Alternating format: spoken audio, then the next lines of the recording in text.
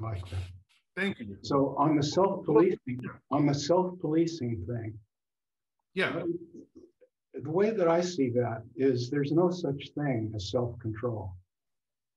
There's the illusion of self-control, but really you're just acting out what you must act out, which also takes into account fears of punishment or disgrace that are also metaphors in your brain that are triggered under certain circumstances. The next person doesn't have those same metaphors. They have a different set of assumptions, and they actually do act out and end up in jail. That's right. So actually, what we call myself, we have no control over it at all, zero control. It comes upon us like fate. Then we make up explanations. We say, oh yes, well, I really wanted to, but what kept me from doing it was thinking about years in prison.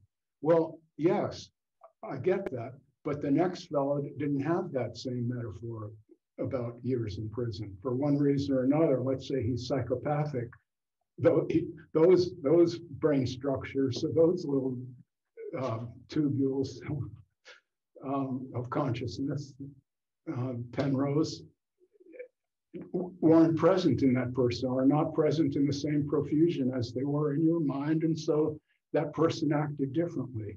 I think this is a key understanding. Yeah. When I say I found myself awake, that's what I understood. I'm not doing this. None of it. None of it. This is all just arising. The same way that that bee is buzzing in the flower, ideas are buzzing in my mind. And I call it my mind and I call it my ideas, but it's no more mine than the buzzing. It's all the same perception. There's the perceiver of all this that we call myself, but the perceiver is not separate from the arising. It's part of it. It's all the same.